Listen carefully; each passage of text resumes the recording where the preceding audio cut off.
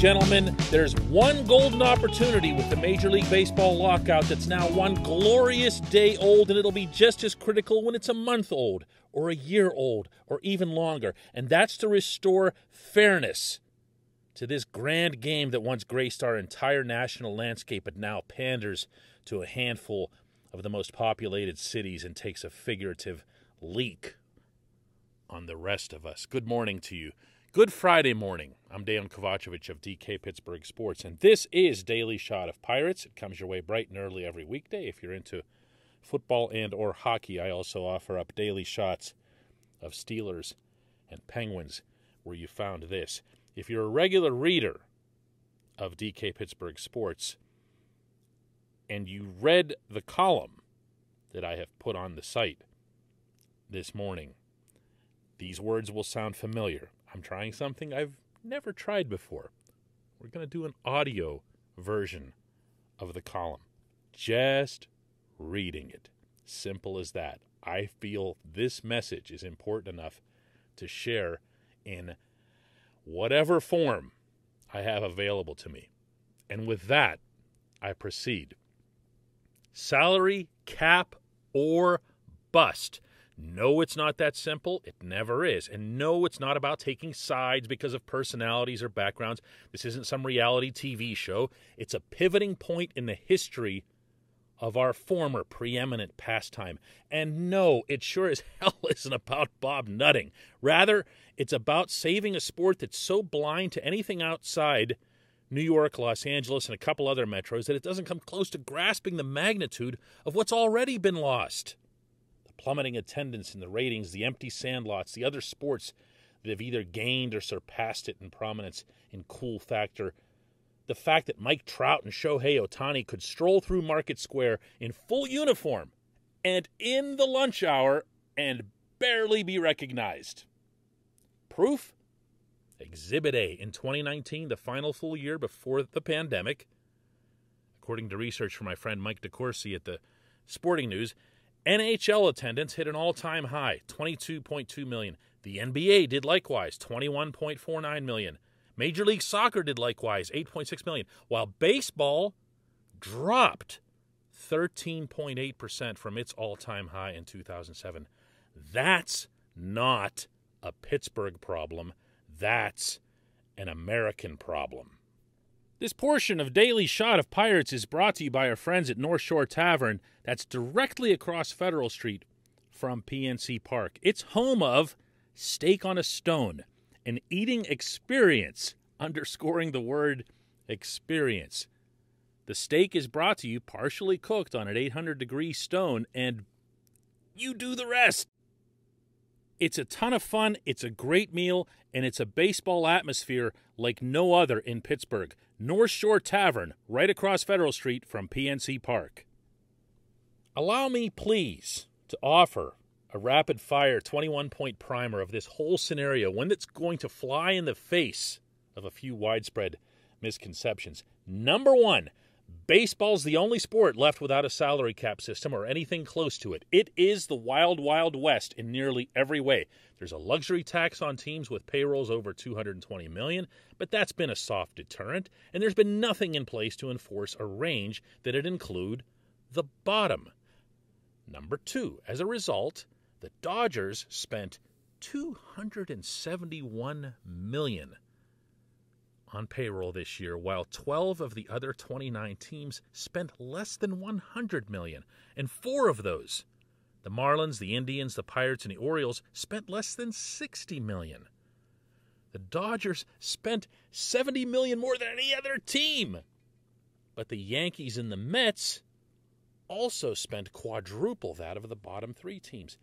In stark contrast, in the NFL, NHL, and NBA, the salary cap systems create a top and a bottom range of roughly $30 million.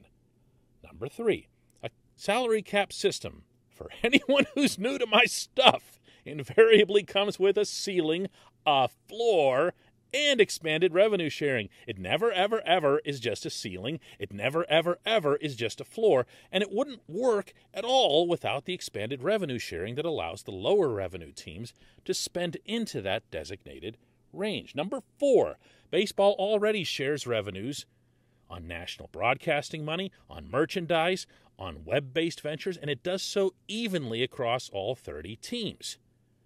When a fan buys an MLB.TV package or a Brian Reynolds jersey, the same 1/30th of that money goes to the Dodgers as it does to the Pirates. This is also how it works in the NFL, NHL, and NBA. Number 5, the separator in baseball is local TV revenue, and it is a colossal separator. In 2013, the Dodgers and Time Warner Cable signed an unprecedented, borderline unbelievable 25-year, $8.35 billion, that's with a B, contract for Los Angeles TV rights. This pays the Dodgers $239 million per year, enough all by itself to cover almost all of their payroll. The next biggest local TV take of any team is the $138 million of the Angels, more than $100 million lower. The Pirates' local TV contract with AT&T Sportsnet, signed in 2019, has never been made public, but my information's always been that it brings roughly $44 million annually to the team. That's believed to be in the bottom 5 or 6 of the major's 30 teams. Number 6, just for fun, here's another separator that's little known. The Pirates collect exactly $0 in parking revenue at PNC Park. Did you know that? One of the few teams in the majors in that category. The only parking the team owns is a small private garage under the stadium that's used by the players and coaches. Everything else on the North Shore, independently owned. Number 7, the Dodgers own every chunk of asphalt around Chavez Ravine, and there's nothing else there if you've ever been there, accounting for nearly $100 million in annual parking revenue. I did mention that they were extraordinarily profitable, right? Number 8, a month ago, the recent proposal made by Rob Manfred and the owners to the Players Association called for a reduction of the luxury tax threshold to $180 million, as well as, for the first time, a salary floor of $100 million. The latter would be funded by the tax on the teams that are exceeding the threshold, like the Dodgers. But Tony Clark, the union's chief executive, dismissed the proposal out of hand, saying a system that restricts player pay based on revenues is a salary cap, period, even though the proposal contained no hard ceiling. When we come back, I'm going to continue this. Stay with me.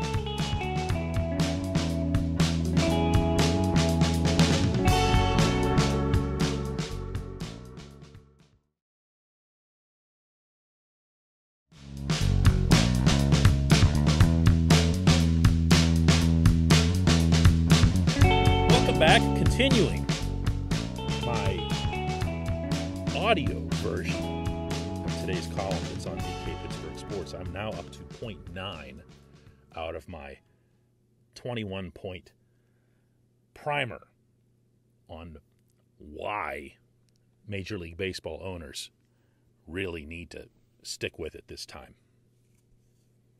Number 9, what Rob Manfred and the owners proposed to the players a month ago is not technically a cap system, as Manfred went out of his way to state just yesterday, quote, "We're the only league without a salary cap," and he did so sounding as if it'll stay that way, which means nothing, because that proposal is patterned in every way, shape, and form on a cap system. This is mere semantics. Number 10. The union's counter to this proposal, and I wish I was kidding, was to reduce the current revenue sharing by $100 million, meaning to share even less with the low-revenue teams. Presumably the thinking being that, well, if the Dodgers and Yankees keep that money, they'll spend even more, which obviously ignores the enormous profit being made in Los Angeles, but hey, send a message to the little guys or something. Number 11. More than half of all the teams in the majors have over the past decade adopted an approach that some describe as tanking, meaning they allow their payrolls to plunge to low levels, rebuild their roster by moving veterans for prospects, try to win again when those prospects are in the majors, and are due little more than the big league minimum wage for their first 3 years. The Pirates are doing this, of course, right now. The Cubs, the Astros, the Braves have done it on their way to World Series championships in the past decade alone. Number 12. 3 years ago, I asked Tony Clark, the union chief in Bradenton, Florida, why the union, which had just filed a grievance against the Pirates and 3 other teams, wouldn't just agree to a salary floor. His response, and I quote, "If you agree to a floor, you agree to a cap." End quote. That's been the standard union line on that subject for decades. They see the floor as a slippery slope. Number 13. That stance is held most vocally by super agent Scott Boras, who currently has 5 clients on the MLBPA's 8-player executive board, one of whom is Garrett Cole, who I can tell you would follow Boras off a cliff. Boras last month derided the Braves' first championship since 1995 as, quote, "the Easter Bunny delivering rotten eggs," end quote, adding, "We have seen the championship in 60 days. The rules allow them to be a less than 500 team on August 1st and add 4 or 5 players from teams that no longer wanted to compete, and for very little cost, change the entirety of their team and season. And we saw this unfold to the detriment of teams that create at vast expense, planning, and intellect and won over 100 games. End quote. He's talking about the Dodgers. He's heartbroken that the Dodgers spent $1 gazillion and couldn't get past Atlanta. That's how he sees this. The teams that pony up for his clients, like Max Scherzer just getting the $43 million annual salary from the Mets, those are worthy winners. The rest are undeserving. Number 14, the Boras Corporation, and that's what it's called for real, has an army of workers constantly staying in touch with reporters, most of them at non-local outlets, and feeding them information. He'll even attempt to instruct reporters on what they should write. I am speaking from first-hand experience. Number 15. There's a common thought that the bigger markets will be opposed to a cap-type system, and maybe in the end they will. But to date, the teams driving the process have been the Yankees and the Red Sox. Yeah, it was Hal Steinbrenner speaking up 2 weeks ago when he and the rest of the representative 7-team Labor Policy Committee voted unanimously to approve the aforementioned proposal. It was a unanimous deal, Steinbrenner would stress, not once but twice upon emerging. Oh, and get this. Of the $1.7 billion that teams invested into free agency in November, the Yankees put out $2 million, about a third of what the Pirates did. Number 16. It's always been the biggest markets that have pushed these things, historically, by the way. Never underestimate how much the rich value getting even richer. No one hears Jerry Jones, Robert Kraft, or Arthur Blank complaining about the NFL's cap, do they? Number 17. Nothing's rarer in baseball, writing, than the mere mention of a salary cap. They will contort like it's a game of Twister to avoid using it. And when called on, and I'll do that occasionally just to be annoying, they'll change the subject to anything else. Number 18. Baseball writers, more than any other breed of sports journalist, pay little to no attention to other sports. Behold this beauty on Twitter yesterday from ESPN's Buster Olney, and I quote, "This will be the first time that a major U.S. pro sports league went through a labor shutdown since the advent of high-impact social media." No. The NFL had a lockout in 2011, the NHL had 2 in 2004 and 2012, and the NBA had 1 in 2011. But then, maybe only baseball counts as a major sport. Because of this, these writers also know little to nothing about how a salary cap works, as I've encountered in direct conversation with a few of them. They think, as most do, that it's only a ceiling.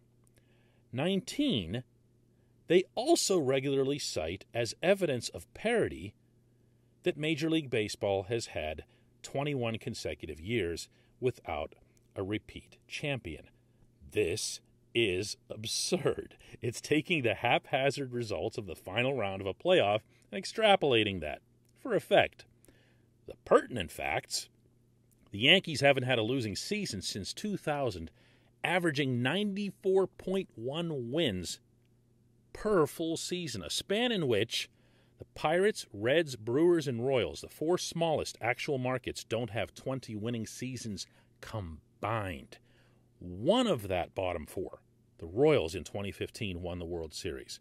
And only one team, the Marlins in 2003, won a World Series without being in the upper half of the payroll rankings. Number 20. The likes of Scherzer make out big in this system, but one area of universal agreement, including within the union, is that it's come at the cost of baseball's so-called middle class. The highest end wages have gone up while the middle's plunged, and the lowest has stayed about the same. This was the case, too, in the NHL before the big lockout in 2004 that instituted their cap. Now, in all three of the other leagues, the owners and players split revenues on a virtual 50-50 basis. Baseball players, meanwhile, keep seeing their portion shrink. 20 years ago, they took 56% of total revenues. Now, it's 40% and diminishing by the year. In 2014, the average salary of a mid-tier free agent was $11.8 million. This past season, it was $6.2 million. Why? Because as revenues have grown, the players have continued to prefer this wild, wild west approach rather than the guarantee of a percentage. Know what does that? Yeah, a salary cap system guarantees, legally binding, independently audited each year, that players in the NFL, NHL, and NBA get their allotted share. The MLBPA doesn't want that because of what? Principle? Boris? Ego? Finally, number 21. Endless research has shown that baseball players would be paid more in a cap system. But that isn't required. The percentage of revenue take is all that anyone would need to see. As veteran New York-based scribe Jesse Spector wrote 3 weeks ago, quote, "A salary cap has long been anathema to the MLBPA. It's now the best way for the players to make sure they actually get the money they deserve as owners open new revenue streams." End quote. But then there's also projectile vomit like this from another veteran New York-based scribe, Joe Sheehan, who tweeted out yesterday, quote, "Just based on the replies I'm seeing here, I wonder if contracting the Pirates would be the simplest solution to all of this. No other team exploits the current rules set to the same extent. No other owner has so clearly refused to put money into his roster." Contraction. Oh, man. Look, I can do this all day. The players will be painted almost everywhere as union brothers, as if people with seven-figure salaries can somehow share ground with common folk and the real reason unions exist. The owners will be painted as villains, particularly by the non-local media. That's already happening, and actually, it'll be an accurate portrayal. Around here, nutting will be painted as cheap and not worth supporting in any capacity. That'll be just as accurate. But again, this isn't about taking sides because of personalities or backgrounds. It can't be. This is way bigger than any excessively simplistic storylines. It's about restoring hope in a majority of the majors markets and about all the resonating benefits that come with that. More fans in more places, more heroes in more places, more passion for the game in more places. And yeah, that includes this place. The distrust in our city of the Pirates in general, and nutting specifically, is through the roof. And worse, it's justified. Neither the team nor the owner has done anywhere near enough to earn anyone's faith, and I'm no exception. I'm giving Ben Cherington, Travis Williams, Derek Shelton, and this new management team a chance, as I feel that's only fair, but the list of what remains to be proven by them and by Nutting is infinitely longer than the list of what's actually been achieved. I'd love to see that scenario changed. I'd love to see people in Pittsburgh buzzing about baseball again. A cap-type system isn't a cure. Payroll isn't everything. Ask the Bengals and the Browns and the Jaguars. Ask the Coyotes, the Canucks, and the Senators. A bad owner is still a bad owner. But the cap-type system puts the conversation back where it belongs, and that's on the field. In the year leading up to the NHL's 2004 lockout, the Penguins were dead last in the standings, dead last in attendance, and yes, dead last in payroll, with the same ownership group, Mario Lemieux and Ron Burkle, that everyone around here hailed for the 17 years that followed. The only thing that changed was the installation of the cap. No one around here should even know Nutting's name. And they might not in a circumstance where all the other owners, and him, of course, were forced to spend in a similar range. He'd be just another name on the second page of the team's media guide, and not the completion to every casual conversation about the Pirates that anyone dares to start around here. Baseball in Pittsburgh these days, it's gone from Hannes Wagner to Ralph Kiner to Roberto Clemente to Willie Stargell, from hosting the inaugural 1903 World Series to Bill Mazeroski hitting the greatest home run of all time, to 13 total Hall of Famers, to 5 total championships, to this.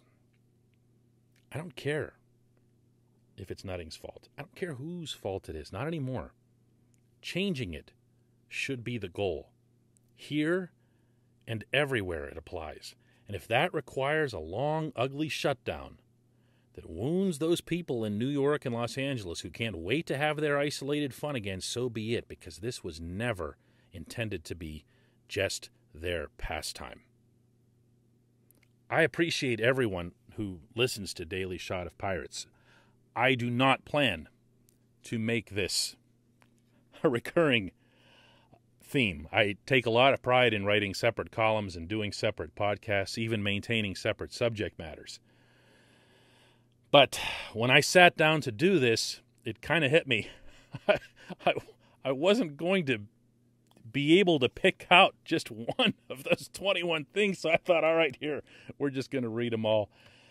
I'd love to hear from you on this subject, wherever it is that you happen to find this. If it's on our website, on DK Pittsburgh Sports in the comments section, if it's on Facebook, if it's on YouTube, any of the other various places that we have it, would love to hear back from you. Let's do this again on Monday.